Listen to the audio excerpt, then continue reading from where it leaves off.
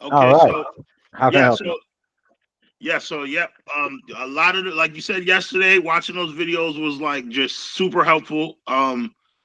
Like basically a lot of the questions that I had, uh, it was answering them. I did write down some questions though, just to get more of just more of like a understanding, if that's not a problem. Oh yeah, let's do it. That's what these are for. Okay, so where would I like? Where should I start? That's up to you. Well, I noticed that you said in one of the videos, I don't know how old the videos are. So do you in within the channels, do you Hmm. already have the channel set up where it's to teach how to dispo your own deals? Yes. Okay. So yeah, because I was gonna ask how to dispo your like deals myself, just in Oh case. yeah, those videos are already on. As a matter of fact, I can DM those to you right now. Okay, cool. I mean, because I want to use your dispo team too, but like obviously, like I want to get better down the line. Like I want to be able to, be self sufficient. Oh yeah, So dude. The goal is for you guys not to need us anymore. That's why I don't. That's why I don't hold anything back. I don't gatekeep anything. Just give me some time to make the videos, and I'll show you how to do it. So yeah, I'll DM those videos to you right now. As long as you close your deal, that's all we care about. Whether it's through us, my dispo team has tons of deals that they work on every single month. So okay. you know what I mean. It's not like we're Hmm. taking something from them. So based on what I learned from the balloons, they can't technically can they ever break a deal or not really? It just depends on when the seller is going like the number they want. I understand the rules too because you said if it's under seven, no, I mean if it's under 100, it could be like 5 years, and then I think if it was higher, like what is it like 250 or something, then you should do like 7 to 10. That won't ever like break a deal, like just putting the balloon on it or no. No, well, here's the thing. So I can't speak for all investors. I can only speak for what my team has successfully moved and what they Okay. have not moved. So what we have found is that the smaller the balloon in relation to the purchase price can affect if an investor wants to buy it or not. And the reason for that is very simple.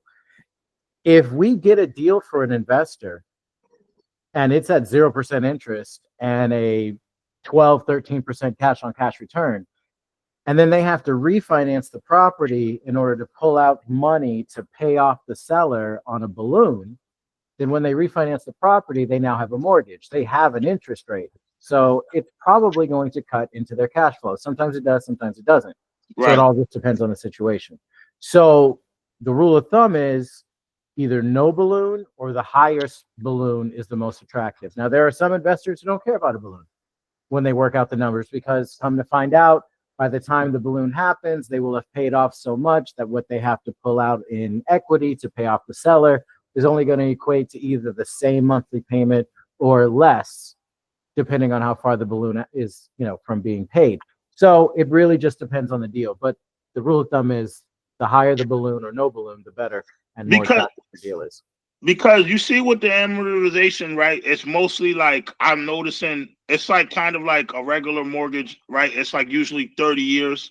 So if somebody wants a balloon, should I try and like make it be half? Like obviously if they come and they're like, oh, we want this, like should I try and negotiate with them to be like, we can do the balloon, but like at like 15 years, so it's like half instead of it being like 7 or 10, or do Well, you now you're talking about amortization.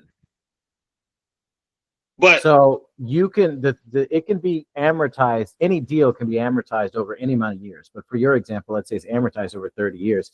You can have it amortized over 30 years and still put a 5-year balloon on it. All that means is that in 5 years we're going to pay you off the balance of what we owe you. That's all it yeah, I means. know. Yeah, I know. I get that part, but I'm saying like, as far as the balloon, like if the whole term itself is supposed to be 30 years, right? Mm-hmm. But they're saying, okay, but we want a balloon for 7, which means I know what. So basically, at the end of 7 years, whatever the rest of the whatever money that was supposed to be for the whole 30 years, that's what we wanted the rest at the end of the 7. I'm asking if like I should try and like you said like that is the best thing to do, like try and get the balloon as high as possible. Mm-hmm. Okay. Um what else do I have right here? Now, when But it now, hold on. Realistically, though, that's probably not going to happen. You're not going to come across too many people when you're dealing with on-market properties that are going to be okay with a 15-year balloon. okay, So and what you need to do is just make sure you're within range of your minimum. Your minimums, you should be safe. yeah. So and also too, do you think that comes from like seller knowledge, or that's just a realtor telling them, okay, like I think the deal's good, but this will like sweeten the pot. Like you should just do that if you really want the money. Or do you think like, or do like is are sellers gonna know that? Like is a seller gonna know to be like, I want a balloon or Most of the time, real estate agents will, once they explain it to a seller the same way that we would if it was an off market and we were talking directly to the seller, we would explain it to them too. In either case, I think it's simpler than that. I think it just comes down to people don't want to wait that long for their money.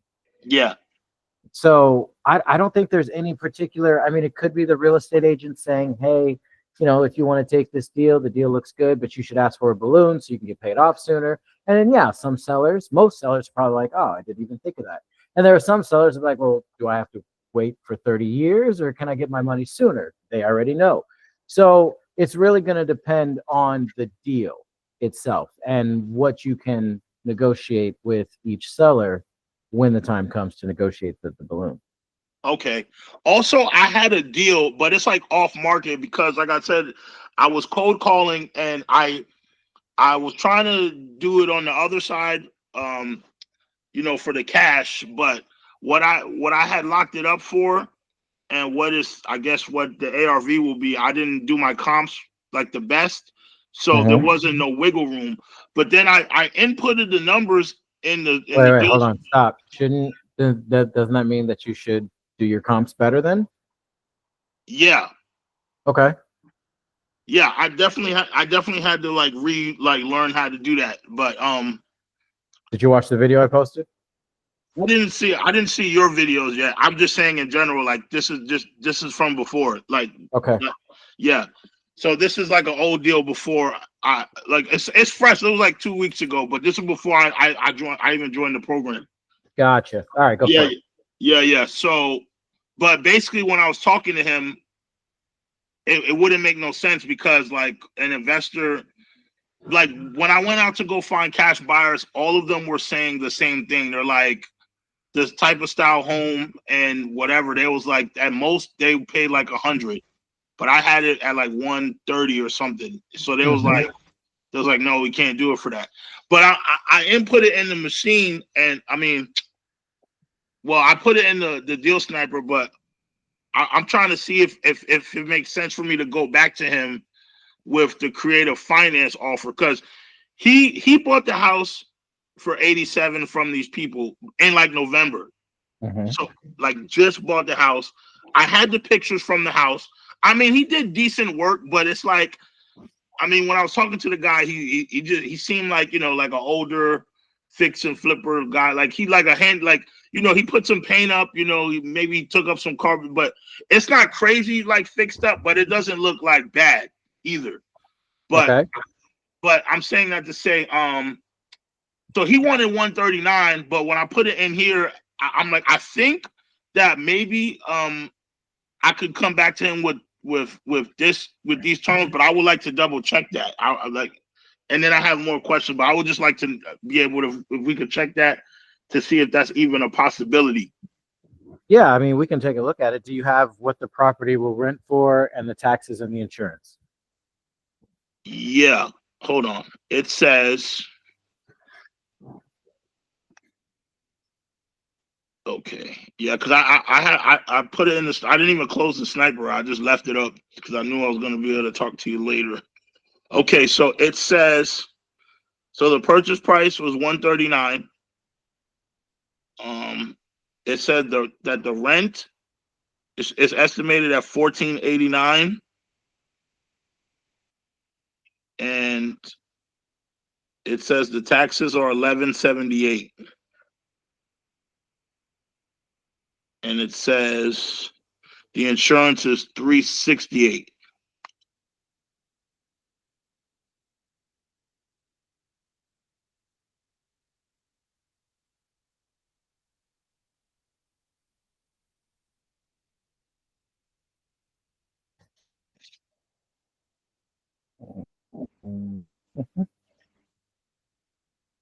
So you should tell the seller that you can give him $140,000 purchase price with $10,000 down and $700 a month. Yeah. I'm definitely, I definitely think I can sweat. Can you zoom in a little? Cause like yeah. Okay. So when it goes to so the 15, but the 15 is like you said, you like, it should be 15 or under. And then the cash on cash at Your cash minimum, on cash return is your cash on cash return is phenomenal. And as far as this is concerned, the only reason this is so high is because your purchase price is 150,000, and I've got in a $10,000 assignment fee okay. because we're giving 10,000 to the seller. So if we Okay. drop our assignment fee, let's say to $5,000 for you, then now look at your entry fee percentage. It looks a lot better. Now, also, I wanted to go back over that again. That's why I'm a little fuzzy at still. So whether Mhm. it's 10 or 5, right? Right? When you go right here, so the entry fee is it 23 because it's accounting for the $10,000 wholesale fee? Yeah. So the Okay. entry fee here is accounting for P12 and P13, which is the down payment and the assignment fee. And it's the same thing here. So you notice this is for the seller. This is the numbers for the seller. They're going to get $10,000 down and they're going to get $140,000 purchase price. But for the buyer, they're going to get $150,000 purchase price and they're going to have to put $20,000 down. That's because of the $10,000 assignment fee. And then we've got the $3,000 estimated closing costs, which gives a total entry fee of $23,000 for this property. Does that make And sense? this is, yeah, that makes sense. Okay. So now so if I could potentially lock this up, right? So Yep. so what you're saying would happen would be this guy, well, his name's Henry. So Henry would get $700 a month for X amount of years. And then the end buyer is going to rent out or do whatever they're going to do to the house themselves. Absolutely. Yeah, I think I could swing that because I'm like, I know he might, because I know he was looking for, but I know he was looking for a bigger return. But at the same time, too, I think that's where the negotiation skills are going to have to come in. Because, like I said, certain things like um it's common knowledge. Like I said, I think that's why I messed up as well too, because I should have went more down on Zillow because it showed that he's the one who brought it for 87. And even when I was trying to renegotiate like for the cash offer, he's like, oh well, sometimes you get stuff for deals and this and that. But I'm like, bro, like you literally bought the house in November for 87,000, and but it's 2 weeks. So I would say I probably found him in like towards the end of March. So I'm like, we're talking like 4.5, maybe 5 months. And I'm like, you want almost $50,000. And I'm like, you didn't do that much stuff. Right. You know what I mean? But I'm trying to understand, like, is that common or like, is that like, or sometimes like, I don't know if I'm supposed to ask what can be common because I guess everybody's different, right? Or, That's the thing. When I get asked questions like that, like there are some things that are like, yeah, that's common. Like when you talk to a realtor, when a realtor wants to get on the phone and talk to you about your offer that you emailed them, they're going to want to either talk about the balloon, they're going to want to talk about the monthly payment, they're going to want to talk about if there's a mortgage, they're going to want to talk about the down payment. That's it. It's usually 4 things, maybe 5. okay. But when it comes to people's motivations on why they take certain deals and certain terms over others, that everybody's got their own kind of way of doing things and everything related to it.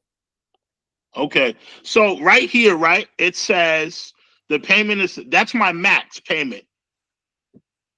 Which one? Which one Where is it your says max payment payment? for the overview and seller finance breakdown, the payment that would go to Yeah. Henry. That's No, the max. no, this is not your max at all. Your max, in case you want to figure that out, is you just keep going up on this number little by Yeah. little until that gets between 10 and 12%. So if I want to know Okay. what my max is, if I go up to 800, Okay, let's go to 900. All right, we're getting there. Let's go to 950. There you go. So Okay. 950 is your max. Okay, just so I have wiggle room, so I Right. can, you know what I mean? Like I would just like to know. But again, I think I can really sway that because I mean, obviously that's a good passive income, and he sounds like he wanted to get rid of the house. He just wants like like that big pop. But I'm like, but he sounds like he's tired of working on it. He sounds like an older guy, like so. I think I could swing it. Well, if he's an older guy, is he like a decent dude? He seems like it. Like every time I called him, he answered. Obviously, I know we're talking about money, so people can say, well, of course he's going to pick up. But every time I called him, he was actively working in the house, and he wasn't talking to me like, I'm trying to work here. Like, why you? Like, he took the time to listen to what I was saying, answered my questions. He wasn't never trying to rush me off the phone. Give him give him $150,000 purchase price. So an extra 10 grand. Actually, do this. Say, hey, here's what I'm going to do. If you're willing to consider this offer, I'll take the property off your hands. I'll give you $150,000 purchase price. I'll give you that extra $10,000 cash in your pocket at closing. And then I'll also give you $700 a month positive cash flow. I'll take care of the taxes. I'll take care of the insurance. I'll take care of the maintenance. Anything else that needs to be done. However, and now I'm telling you this, David, what you need to make sure the house is in move-in ready condition. Right. Like I said, I have the pictures. Would you move in right now? Would you move your mom in? Yeah. I mean, in the current condition, without buying a thing, would you move your mom in? I would. I mean, like everything is in there. Everything in there is the rooms in the house. It's in nice shape. Okay. I would just say that obviously it just like the bathroom and the kitchen just look dated, but I'm like, I think that's like more of like aesthetics. Like I'm like, yeah, dated fine. I'm talking about broken. Nah, it's not. Nah, everything in there is good. It's just those are the only two things that are visibly like old, like. But they're not bad. They're not broken up. It just like looks old. Like it looks like a bathroom at like your grandma's house or something. You know what I mean? Yeah. But yeah, I think you're good. I say get it. I say get the deal. Offer him $150,000 purchase price. Is that what it says? Right. So you upped it? Yeah. It was 140. I raised it to 150. He's still getting the same down payment. It's just at the end once. So here's the thing with seller finance. Whatever purchase price we say that we're going to give them, they're getting it. They're just getting it over time. But when everything is said and done, they're going to get it. So this guy was only asking for 140,000. You said he was older. You said he was nicer. So cool. We can give him more money. Let's give it to him. So at the end, when everything you said offer 150. Yeah, with 10K down. 150K, 700 to 950 max payment. I would not go up on the monthly payment too much. Yeah, I just want to know what it, but I probably won't even have to do any of that. I would do maybe 800 max. And you know what? I'm going to be real honest with you. 500 will be better. Yeah. As a purchase price? I'm sorry, as a monthly payment? Yeah. 500 would be better. But you can absolutely do 700 and the deal works for everybody. And I want to because when he was talking to me and we was like trying to negotiate, he was saying like, oh, because I think he was trying to throw it in that he's like, oh, well, I have these other places. So kind of like in the sense like, well, if we get these done, then, maybe I'll help you out over here. That's how it works.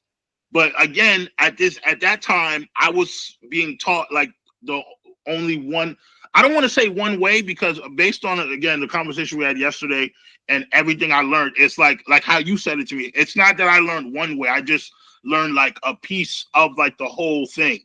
So I was just operating from that standpoint. Like, I'm like, oh, I got to get it for cash and low. And if it doesn't work, then it's not a deal. But like, obviously now I'm like, and that's what, when I was learning all this stuff, that's what made me say, you know what? Let me put this stuff in here and let me see. And now I'm like, and now double checking it, I'm like, yeah, I'm going to give Henry a call. See if I can make it. I mean, all you got to do when you talk to him is highlight the benefits. Look, I'm going to take care of the property. I'm going to take care of the insurance. I'm going to take care of the taxes. I'm going to take care of the maintenance. I'm going to take care of the tenant. I'm going to take care of everything. You're going to get your money. You're just getting it over time instead of in one lump sum. The lump sum that I'm going to give you is the 10 grand at closing.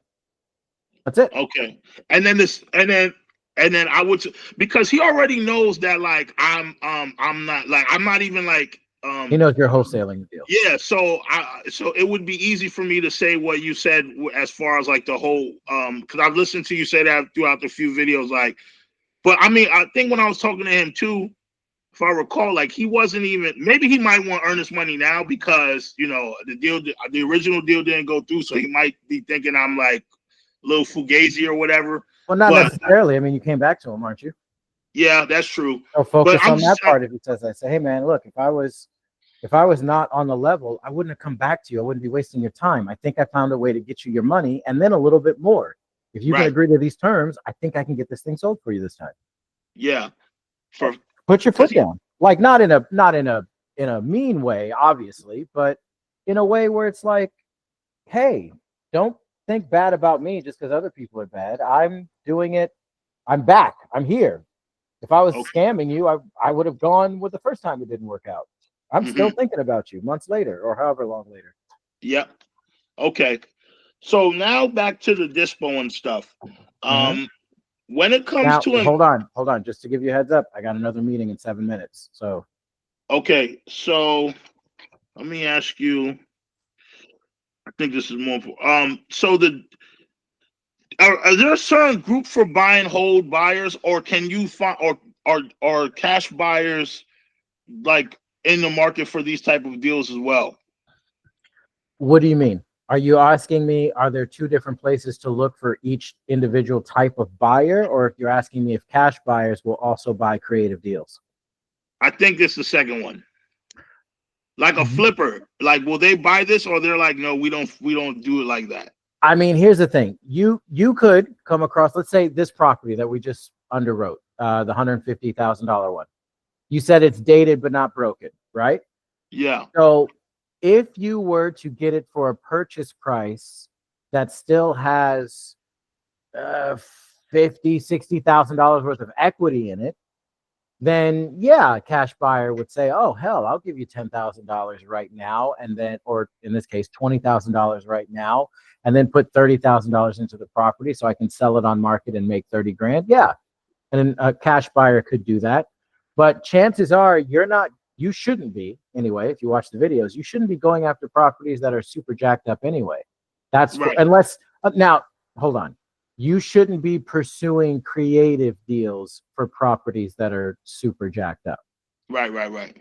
So if the property is in good shape, you should be definitely pushing for more of a creative deal. And if creative doesn't work, then move on, because creative deals are for people who want the money because their house is worth that amount of money, and you don't have a good reason why it's not worth that amount of money. So you're like, okay, I'll give you that amount of money just over time, because you're going to sell it to someone that doesn't care about the purchase price as much. They care about the cash flow. But if you're looking for a property for a flipper, they want the property for the cheapest price possible. So you need to search for properties that you can get for the cheapest price possible. And the way that you do that is because the property isn't in good shape. So you can negotiate a cheap price. So if Okay, it's a cash deal, you shouldn't be offering creative technically. And if it's a creative deal, on a good property that doesn't need a lot of work, you shouldn't be offering cash. right. So I guess that's what I was just saying. Like if I went to like cash buyers who like they buy the distressed prop, but like again, like an example like this, like it didn't need a lot of work or whatever. Like I could they could potentially buy one of the deals. Correct. Yeah. Okay, I mean, again, if you get it for a purchase price that is cheaper than the ARV of the property, then yeah, you can absolutely sell it to a fix and flipper if there's room in the deal for them to fix and flip it. okay. Um, what else do I have on here that's going to be relevant to what we're talking about?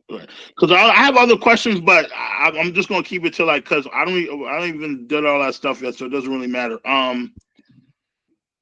Damn, what was I about to say? Okay, so the last thing I guess is just I guess to finish it off is two things. How do you? I know you said the thing about the 500,000, but like I've noticed like in some videos you were Wait, saying wait, like wait. I said what thing about 500,000? like to the population like half a million population that you should Oh, be okay. Go ahead. you should be good. But like I noticed it like in the videos, well, maybe you're just working over there, so I'm just using that as an example. You're saying like, oh, St. Louis is a hot market right now. Like, Right. how do you know like which city in a state is like bubbling versus what's Oh, um, that's a good question. I primarily focus on my disposition team for that okay? because we move deals pretty almost nationwide. No, I don't think anybody's moving deals nationwide, but if they are, good for them. That's stressful. Yeah, But my team is moving deals in a lot of states.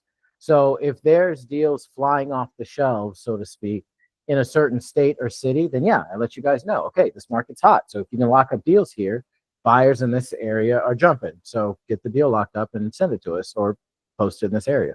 yeah, because that's what I really wanted to know. Like, I just want to know like where I should be focused. Like, I get it. Like, you do got to kind of plug and play a little bit and find it. But like, if I just want to know like what directions are better than others. Because obviously I understand the part of the repetition where you're gonna just have to send out a lot of offers a day so the numbers can start adding up. But again, I just want to be sending out offers in good markets.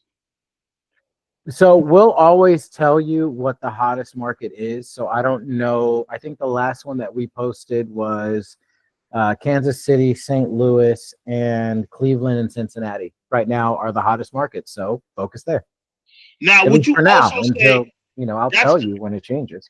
now? Would you say, and that's in like the main chat, like when you guys post that, or Oh, yeah. Yeah. I'll always post it in the main chat. It won't be an okay? And announcement or and anything. I'll let let me let everybody me know. let me just ask you this, because you saying those are all like the Midwest and they're like surrounding states. So would you say if you went to states like adjacent to those, do you think it'd still be good because they're like within like a state over, or not really? That shouldn't, no, that doesn't really matter. Okay. And I think my last one, because I know you got to get off, Yep. is when it's coming to the numbers, right?